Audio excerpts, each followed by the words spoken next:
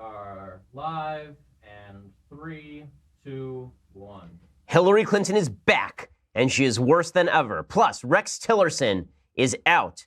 It's time for Rexit. As well, Republicans in the House are about to try to vindicate Trump on the Russian collusion stuff. We'll talk about all of these things and much, much more. I'm Ben Shapiro. This is The Ben Shapiro Show.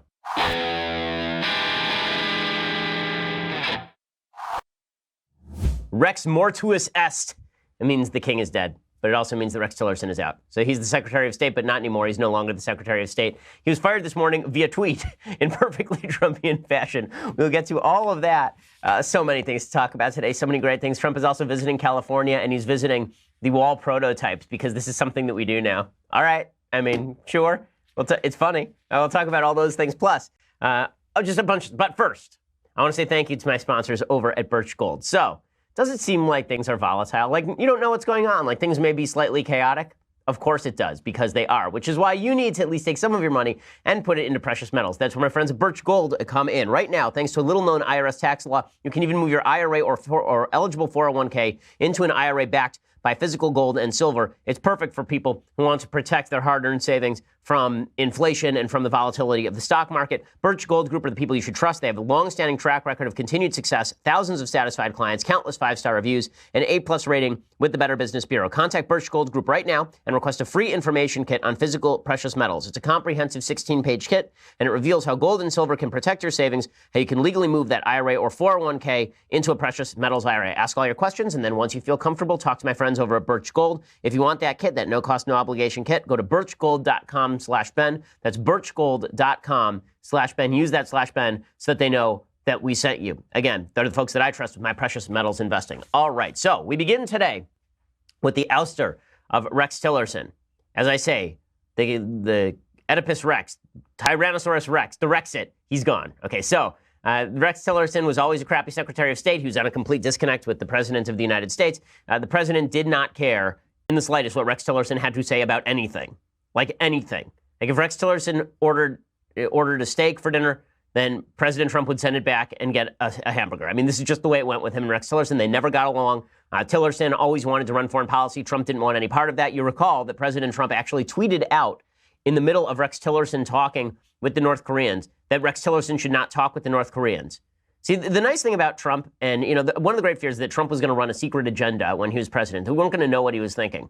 And then there's this thing called Twitter, where it's legitimately just him vomiting his thoughts onto Twitter. So it's not like there's a big secret about Rex Tillerson. He doesn't like the guy. He thinks that Rex Tillerson's a schmuck, which is true. Rex Tillerson was basically marginalized inside his own State Department. No one cared what he had to say. Well, on Tuesday morning, the president tweeted out his firing of Rex Tillerson because this is the way you should totally get rid of cabinet-level officers is by tweeting out that they're gone, and then they look around and go, wait, what now? Huh?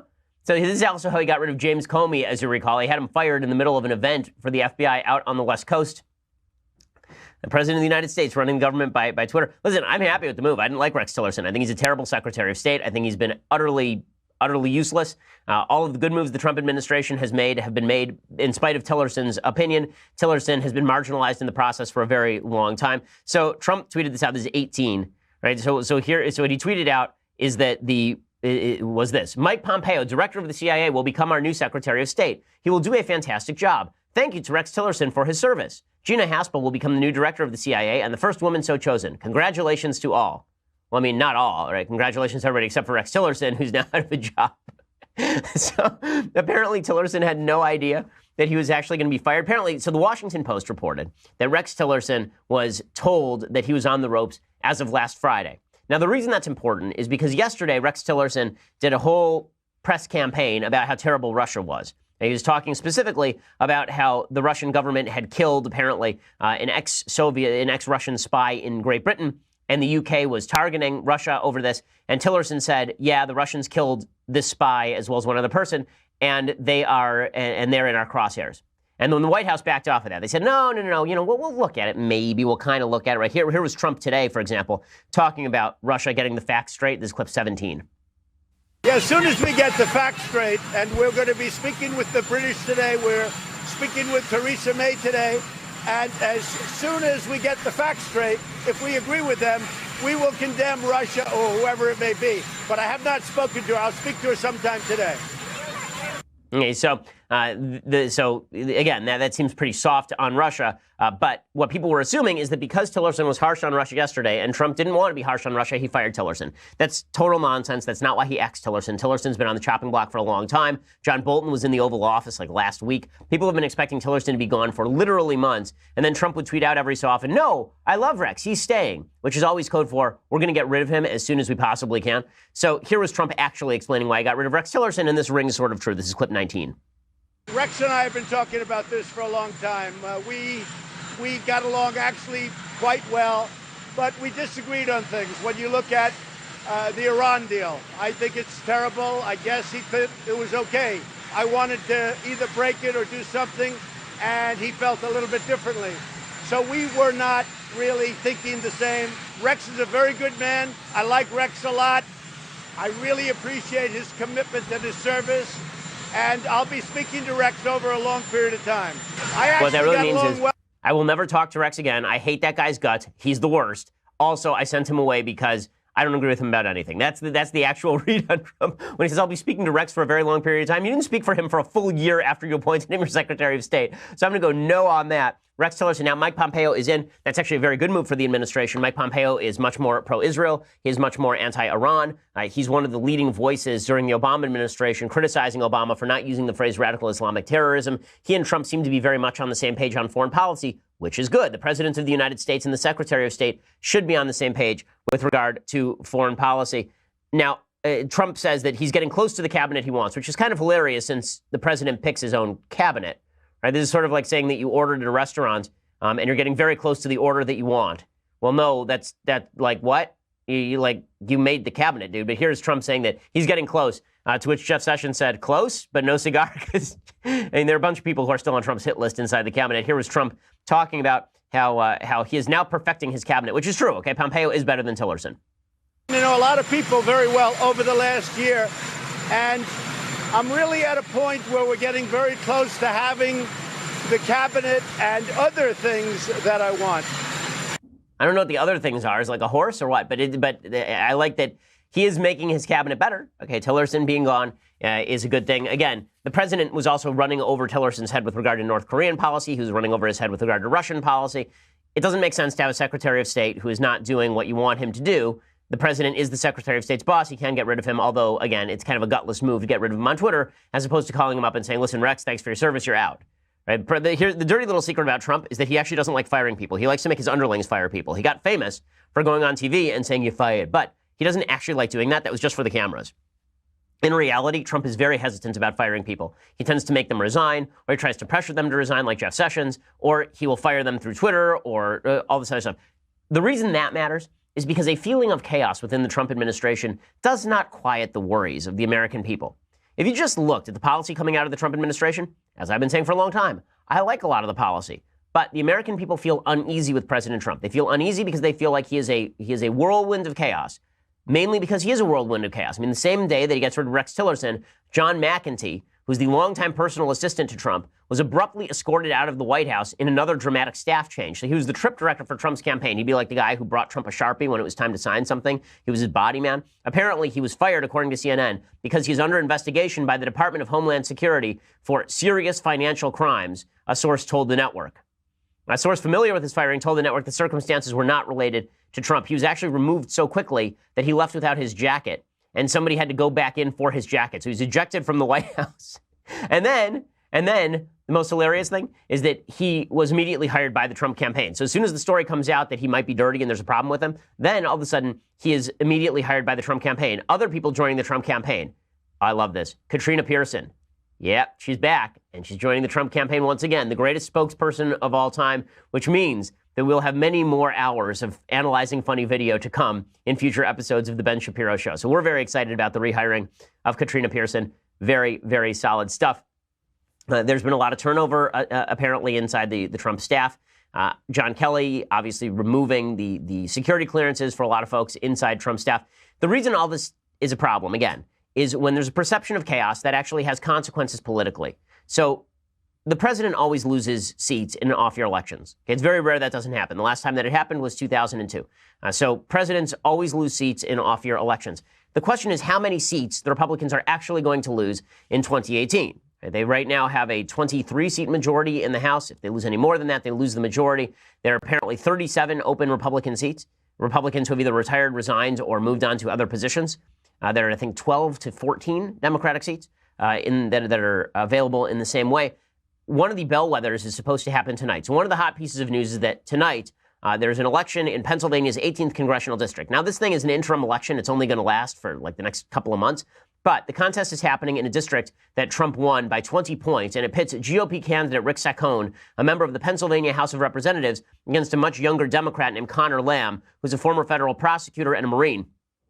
Again, Trump won this district going away, and no Democrat has run a competitive race in this district in 2 decades. The closest election of the last 8 races was 15 points separating the Republican from the Democrat. But Tim Murphy, who is the Republican, resigned from his seat after news broke that he'd impregnated his then mistress and allegedly told her to get an abortion. So he resigned, and that left the seat open. Well, right now, the Democrat is slightly favored to win the seat. And you can tell there's a lot of heartache and heartburn inside the Republican in the halls of power. The president of the United States threw Saccone under the bus the other day. He said he's a bad candidate. And he's not a great candidate, but he's not like a Roy Moore type disaster candidate, Rick Saccone. But it doesn't matter. Saccone will probably lose, or at the very least, it will be a very competitive race in a district that shouldn't have a competitive race. And here's the problem. This is being used as an indicator for future results in 2018. Democrats have done really well in special elections across the country. So Trump has said, listen, we're winning districts all over the country. All these special elections have still gone to Republicans. Right, but that's not the question. The question is how much the vote has shifted since 2016, between 2016 and 2017, or 2016 and 2018. And the answer is quite a lot. So in just a second, I'm going to give you the statistical breakdown on exactly how all of this goes down. But first, I want to say thank you to our sponsors over at My Patriot Supply. So building an emergency food storage plan is the cornerstone of preparedness. And everybody in the office is doing that with the experts at My Patriot Supply. Right now is the time for you to build that foundation. Make sure that you are safe in case of natural disaster, in case of man-made disaster. You don't want to be stuck in your house with no access to food. And that's why you can get the Ben Shapiro special offer from My Patriot Supply today. Buy one 4-week emergency food kit for just $198, and you get one free as well. So it's a buy one, get one free deal. These kits normally sell for $217, which means the 2 of them would sell for $434. Purchase one right now at the low sale price of $198, and My Patriot Supply will send you an additional 4-week food kit for free. It's a pretty solid deal. You buy it once, you never have to worry about it again, because these things last 25 years in storage. Includes breakfast, lunches, dinners, packaged in a rugged slimline tote. Call 888-803-1413. That's 888-803-1413. Or order online at preparewithben.com. There's a purchase limit of 2 per order, and supplies are limited. So do it now. You know, this is the last time we're going to be mentioning this really, really solid offer. 888-803-1413. That's 888-803-1413. Or preparewithben.com. Again, don't get caught off guard. Preparewithben.com is the place to go when you're looking to prepare your family in case of disaster. And again, this is not a lot of money to spend to protect your family. You toss it in a closet, you forget about it until disaster strikes, at which point you're the only guy in the neighborhood who is actually prepared. Preparewithben.com for that special offer. Buy one, get one free, 4-week emergency food kit, $198. All right, so here's how the statistics break down and how Democrats have been doing in districts across the country in these special elections. So the answer is they've been doing quite well. Okay, so in 2017, there were 7. There were 7 special elections in 2017. Okay, the partisan lean in these districts went something like this. California 34th was a D plus 69 district, meaning that it's a huge gap between Republicans and Democrats. The Kansas 4th was R plus 29. Montana at large was R plus 21. Georgia 6th was R plus 9. South Carolina 5th was R plus 19. Utah 3rd was R plus 35. And Alabama U.S. Senate was R plus 29. Right? How did it actually swing? So Republicans won all of the seats they were supposed to win, but the swing was enormous. So Kansas 4th, as I say, it's an R plus 29 district normally. That race was only won by the Republican by 6 points. That's a 23-point swing in favor of Democrats. Montana, 16-point swing. Georgia 6th, 6-point swing. South Carolina 5th, 16-point swing. Utah 3rd, 3-point swing. Alabama U.S. Senate, of course, was won by the actual Democrat, and that was a 31-point swing. So that means, on average, you are talking about a 16-point swing in favor of Democrats. If that holds true, there's no question Republicans lose the House. If that sort of turnout holds true, Democrats are energized. Republicans are, frankly, not. And in Pennsylvania, the candidate there has stopped campaigning on the tax cuts because apparently that's not actually getting anybody out to vote. Instead, the candidate is campaigning on cultural issues, which makes a lot of sense and gives the lie to the idea that Republicans are going to win based on the state of the economy or based on policy victories. People do not win elections based on policy victories. Not in today's day and age. Unfortunately, they win based on culture war issues. And culture war issues are where Republicans do have an advantage because the Democrats are so off the reservation when it comes to the culture war. The Democrats are the ones pushing intersectional politics. The Democrats are the ones suggesting that Republicans and Republican voters are stupid and nasty and poor. We'll get to Hillary Clinton in just a second because it really is incredible what Democrats are saying about Republicans. But again, this is why a lot of the chaos inside the Trump administration matters. The more you worry about the president of the United States, the more you want to check on the president of the United States. Trump, again, already blaming Saccone for preemptive loss. There's no reason to think any generic Republican should have lost the seat in any case. So we'll keep our eyes, obviously, on the Pennsylvania 18th and give you all of the updates there. But that said, again, this breaks down along two lines. The Trump administration is improving. There is better news coming out of the Trump administration. The staffing is better over there. They are cleaning house. But that propensity toward a feeling of chaos continues. Now, speaking of the culture war, Vice President Mike Pence is an emissary of the culture war. And I'm telling you, Mike Pence, what he has to say about Joy Behar from The View is much more important to voters, believe it or not, than even the tax cut. So Joy Behar, of course, went on national television and said that Mike Pence is a crazy person for saying that God speaks to him, and then she had to apologize. Here's what Pence had to say about it on Hannity's show last night on Fox News.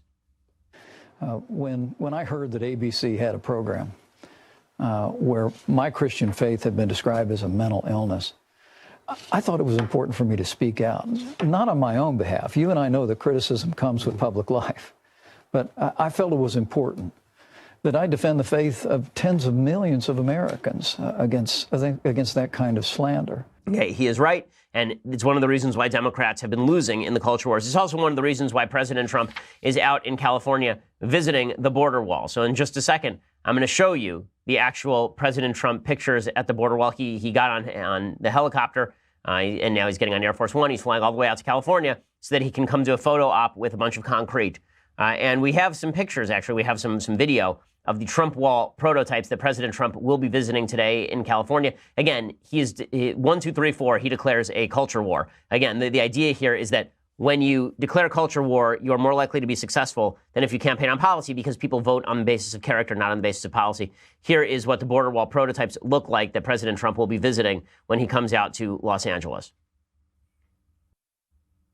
Now, what it does seem like for people who can't see, there's a bunch of different border wall prototypes.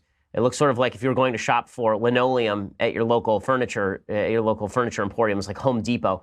But I will say there's a major problem with these border wall prototypes. There are giant holes between them. It looks like the illegal immigrants can just run right through them. I mean, frankly, it looks like they can just drive a bus right between there. So I hope that they fix that before they actually implement. I hope the president comes and makes clear that the border walls actually should be pushed together. I don't know who did this, but whoever did that should be fired. I mean, it's just terrible. It's just, okay, I'm joking, people. I know. These are just prototypes. Okay, so the president is going to come out here. He's going to show that he likes the border wall. We all know that. He's hoping to get the Republican base ginned up. In that way, he will probably do so because Democrats will respond to this by saying it's just terrible. How could Trump visit a bunch of concrete? Look at this photo op. He hates immigrants. Racist, racist, racist. And then Democrats will shoot themselves in the foot. Now, speaking of shooting themselves in the foot, Hillary Clinton was tripping all over herself yesterday. I mean, not just verbally, like actually physically. Clip 14 yesterday, she was actually coming down the stairs. She was in India, and she slipped not once, but twice coming down the stairs. She obviously, she is less stable on her feet than my grandmother. My grandmother has 20 years on her. Here's Hillary Clinton dressed in a muumuu coming down the stairs in India. What's she wearing? She looks like a hospital patient. Here she comes down the stairs, and up, and down goes Hillary. Down goes Hillary. Hard Cosell impersonation. All right, here she up, and down goes Hillary again. It's like the Joe Frazier Foreman. Up, and there goes her shoe. Both shoes are gone. Now she's walking barefoot. Now she's going, and she's got two people supporting her. My favorite part of that video, if you run it back, is that I believe it's Huma Abedin behind her, and Huma Abedin does not even react. Right? Huma's like, oh yeah, Hillary does this all the time. Remember when we were told that Hillary was perfectly healthy and all was well? No one, for people who are saying that the stairs were slippery, first of all, Slippery Stairs is a great Japanese show, but has nothing to do with this, but I just felt like making the reference. But second of all, I think that it is worth noting that no one else who's walking down these stairs is slipping except for Hillary, who slips twice and then kicks off her shoes. Yeah, but everybody who asked about her health was totally crazy in the last election cycle. That wasn't the worst slipping down the stairs for Hillary. The worst slipping down the stairs for Hillary came yesterday during an interview on India Today, in which she slandered poor people and people in red states, as well as other women. Now, for those who can't see, Hillary is actually apparently wearing Steve Urkel's pants in this interview. So she's sitting there talking about why she lost and going, did I lose that? So here's Hillary Clinton talking about why people voted for Trump instead of for Her Majesty. If you look at the map of the United States, there's all that red in the middle where Trump won. Now, I win the coasts, I win, Illinois and Minnesota, places like that. But what the map doesn't show you is that I won the places that represent 2/3 of America's gross domestic product. There for a second before we go further. So first of all, that is the stupidest argument ever, right? She's now arguing that basically there should be a per capita GDP rating on whether your votes count. So not on earning. Because the fact is that if you're a higher earner, you voted Republican. On average, Trump voters were slightly wealthier than Hillary voters. But she's saying if you're from a high-earning area, then we should vote for you. So this is the difference between Trump voters and Hillary voters. There are a lot of rich Trump voters, but they live out in the hinterlands. They live in Texas. They live in Montana. They live out in a bunch of places that are not particularly high-earning as a generality. A lot of Hillary voters are people who are not necessarily rich, but they do live in high-earning areas like Manhattan or Los Angeles or Seattle, big cities. Because Hillary's voting base tends to be more urban. Urban there is not a euphemism for black, by the way. Her voting base tends to be significantly more city-based than Trump's voting base. But that's a crazy concept, what she just said there, right? When she says that my votes are more valuable because they come from areas that earn more.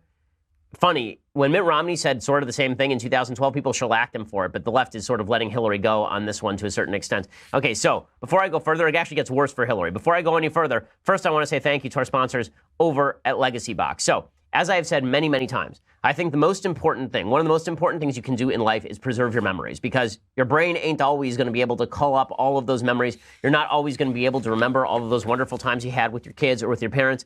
That's why you really do have to preserve your pictures. You have to preserve your videos. We've done this over at the Shapiro house with Legacy Box. The way it works is you go into your garage, you get all those old tapes, all those old reels, all those old pictures, and you send them in a box to the folks over at Legacy Box. You can put barcodes on all your materials so that you can track it throughout the process. You put it in the box, you send it back to my friends at Legacy Box, and they send you back all of the material plus a digitally preserved DVD or thumb drive. So you get all of that material back on a DVD or thumb drive. So if, God forbid, there's a flood at your house, or you just want to take it on vacation, you just pop it on your keychain and you're ready to go. You've got all your memories right there on your keychain because you used Legacy Box. Again, all your old tapes, films, pictures, audio recordings, everything. They will put all of that on a DVD or thumb drive for you. They take care of everything, and they provide updates at every step in the process. And we've used it in the Shapiro house. I've used it for my parents. It's a really great present, by the way. It makes a really good Mother's Day or Father's Day gift. Over 350,000 families have used them. For a limited time, go to legacybox.com/Ben, and you get a 40% discount on your order. That's legacybox.com/Ben, and you get a 40% discount on a product that's already wildly affordable. So legacybox.com/Ben, you get that 40% discount on your order. Use the /Ben for the discount. Plus, let them know we sent you. I think it's a really important product, actually. So you should really get to know the folks over at legacybox.com. They're at legacybox.com/Ben for the discount. Okay, so that was not the worst thing that Hillary said. So Hillary starts off by saying, listen, the places I won are the more important places, right? I won the places where all the money is. And then people wondered why people thought that she was a tool of like Goldman Sachs and Wall Street. Maybe it's because she's openly saying she's a tool of Goldman Sachs and Wall Street. Then it gets even worse. She starts labeling the people. She says the people who live in high-income areas, these are better people than the people who voted for Trump. People who voted for me are better human beings than people who voted for Trump. Sort of an amazing contention, but here she goes. So I won the places that are optimistic, diverse, dynamic, moving forward. And his whole campaign, Make America Great Again, was looking backwards. You didn't like black people getting rights. You don't like women, getting jobs. You don't want to, see that Indian American succeeding more than you are. Whatever your problem is, I'm going to solve it. So Hillary's voters were just superior humans. Now, this is one of the reasons she lost the election. When you call half the voting American public deplorable, turns out they think that you're kind of a jerk.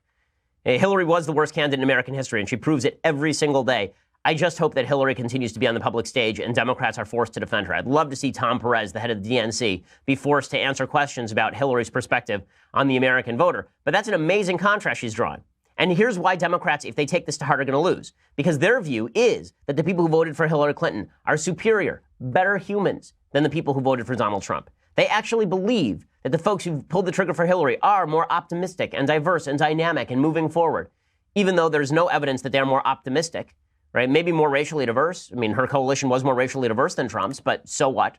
And dynamic, moving forward. What does that even mean? That they wanted more socialistic government? She won the places that are more optimistic. But the people from the other side, those terrible, terrible people, they're just garbage. When Democrats say this, when they believe this, what it means is they're going to double down on the good people, right? They're going to double down on the optimistic, diverse, dynamic, moving forward people, which means the intersectional coalition. They're going to keep ignoring the people who voted in Ohio and Michigan and Pennsylvania and Wisconsin. They're going to keep just saying that those people are bad people, which is why they voted for Trump. And maybe if you insult them enough, they'll vote for you, Hillary. Maybe if you insult them enough, Democrats, they'll vote for you. Maybe if you tell them that they're beneficiaries of white privilege who are looking backwards, then suddenly they will resonate to your cause. But somehow I doubt it. That last line, that Trump's whole pitch, and it worked with these people, was, you don't like black people getting rights? Name anything Trump said during the campaign, or ever, as far as I'm aware, in which he said he wanted black people's rights removed. And don't give me voter ID. That's not a right, okay? Everyone uses voter ID in states all over the country. We use ID to buy alcohol. We use ID for lots of stuff. That's not a racist policy.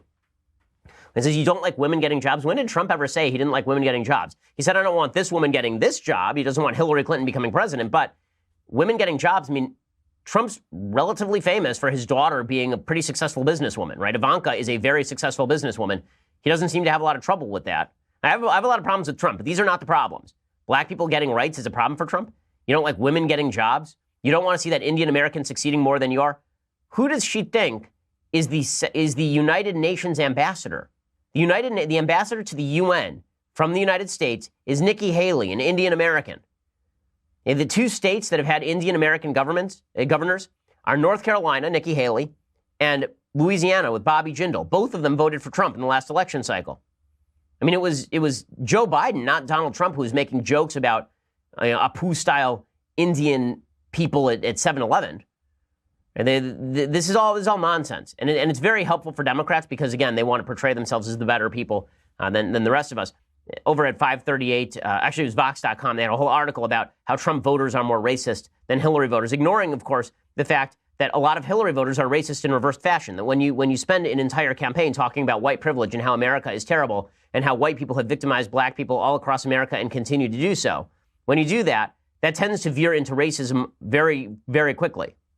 And it tends to veer into a sneering, snide, nasty, looking down your nose at all of these Americans, this sort of paternalistic view of these stupid people who live in the middle of the country.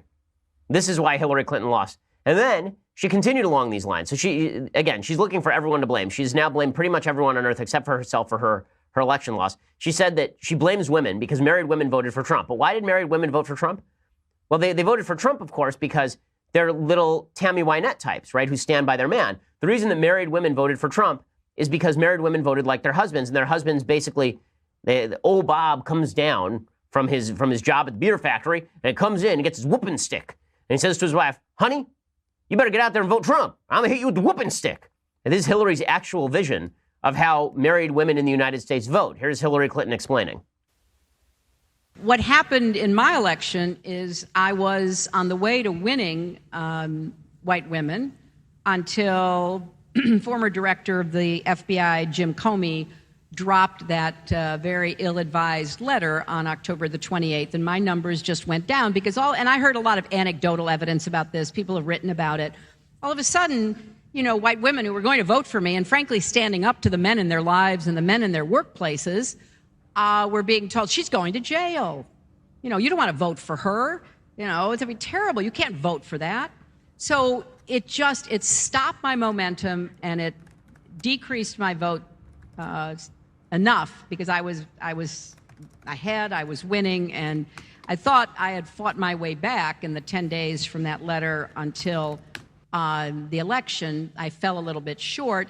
And so I think that it was part of a historical trend that I was bucking, and then it collapsed on me. Okay, that is not true in the slightest. Hillary Clinton, with regard to married women, won almost precisely the same percentage of the vote as Barack Obama or John McCain. Married women always vote Republican. Donald Trump won 53% of I believe it was 53% of white married women in the United States. Mitt Romney won 52%, and John McCain won 51%. So they won exactly the same percentage, meaning that it has very little to do with Hillary Clinton. Hillary is providing a rather flattering account of her own election. But there's some more here that I want to discuss, something about married versus unmarried that I think is going under the radar, a piece of data I think you should know. First, I want to say thank you to our sponsors over at This Is War. So This Is War is brand new Apple podcast. Okay, it is fantastic. Okay, This Is War is a Wondery podcast, and it is essentially veterans telling their stories. It's sharing the personal stories of the brave men and women who've served in our armed forces. These are firsthand accounts of what it's like to fight and survive combat in foreign lands, Iraq and Afghanistan, protecting our freedom,